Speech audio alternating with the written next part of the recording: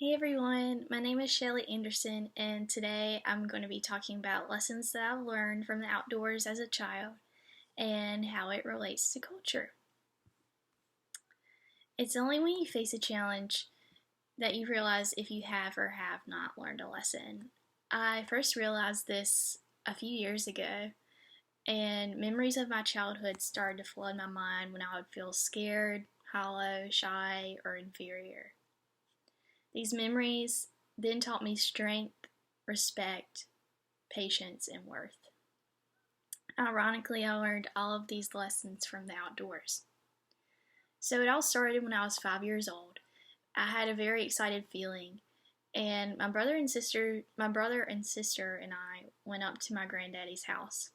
He said that he had a surprise for us and he was going to take us to his special spot. So we all hopped on the gator and he rode us down there. He took us to a gravelly area and he said, "Look for the surprise." So we all started looking, and my 5-year-old self was squinting as hard as I could trying to find what he wanted us to find. And it was then that we finally found it. It was called a killdeer's nest, and these kinds of eggs have a texture and a pattern on them that really resembles gravel, so it's really hard to find them. So we didn't want to disturb the nest, but we simply admired what we had found. I am 7 years old at this point, and I'm riding on the gator with Granddaddy. We stumble across a fawn that was found at the edge of the woods. She was very vulnerable and needed help, so we then took her to Granddaddy's house. It was there that I presented her a bottle of milk, and she took it. From then on, she would chase me around the yard, and we would play along all the time. She was so kind when I scratched her in the right places as well. My dog Tinkerbell even started to grow very fond of her, and they were very close friends as they too would chase each other around the yard. Bambi even joined us for Thanksgiving, and she made it onto the family Christmas card. She was truly a part of the Anderson family. At this point, I am 9 years old, and I'm in the workshop with Granddaddy. He is checking on the dune buggy so that we can run it around the farm. I'm his helper as I help him fetch tools, check the oil, and make sure the front wheel steering looks okay. This was just one example of the activities that we did in the shop, and the goal was to leave as dirty as we could be, but that was the point of it all. I'm 12 years old, and I'm staring in a snake box that Granddaddy built. The snake box had a glass window, so it was easy to see in. He had water and food provided for the snake, so it wasn't harmful in any way. He took the snake out of the box and told me how he caught it, and then he handed it over to me so that I could hold it. At this point, I've been raised on the farm my entire life, so I was no stranger to snakes, so I took it and let the snake wrap itself around my arm. Once we had played with it for a little while, he then put it back in the box, and my favorite part was about to come up. We then took the snake outside, and Granddaddy was getting ready to let it go. He said, "If you can catch a snake once I release it, then you'll get paid $1." Well, I was never able to get paid $1 because I could never catch up to the snake because it was a black rubber racer. These types of snakes they're small, but they're very fast because of their slender belly, and they can move really fast in the grass. But no matter how many times he would catch one, I would always try. Once he would release it, I would always try to catch it, but I never could. There are many more stories I could tell, but unfortunately, it would take too much time. While everything looked like gravel, so from my first story, searching for the killdeer nest taught me determination. While everything looked like gravel, there was something different in the area that I needed to find.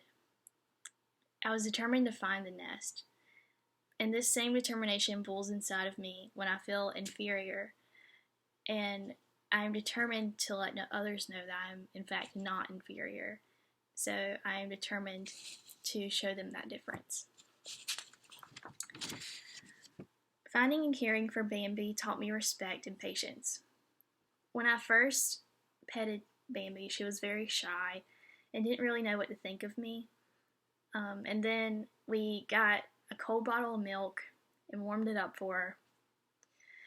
And I presented it to her, but since I was a stranger, she didn't know what to think. But after a lot of persuasion, she finally took it. I will never forget the first moment she took the bottle of milk from me. I learned to respect her as I let her come and go as she wanted, and in that same way, she respected me as well. She taught me to be inclusive with everyone and never show respect solely by another's status.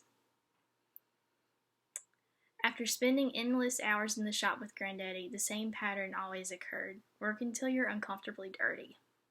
This taught me the meaning of diligence. This taught me that diligence is the prerequisite to earn worth. Hard and persistent work will pave the rocky path, but lightly treading along the path will not create a smooth journey. Lastly, chasing the black rubber racer will give you strength.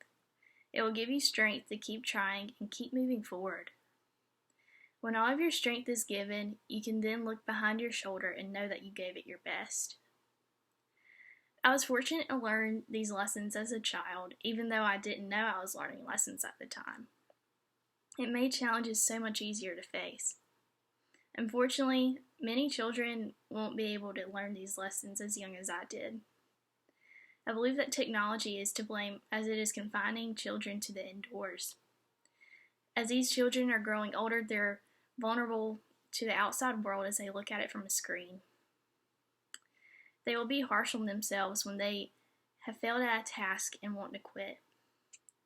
They will see another person with different beliefs of their own and show hatred towards them. They will take the easy route but desire the job that requires the rocky road. You may wonder how I'm predicting this, but unfortunately I'm not. It's happening now. If you continue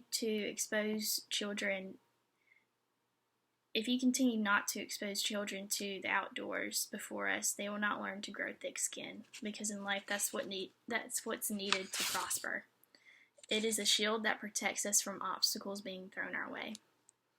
So from all the lessons that I've learned, I've found it in this one sentence: do not complain, grit your teeth, roll up your sleeves, and earn the future that is waiting for you.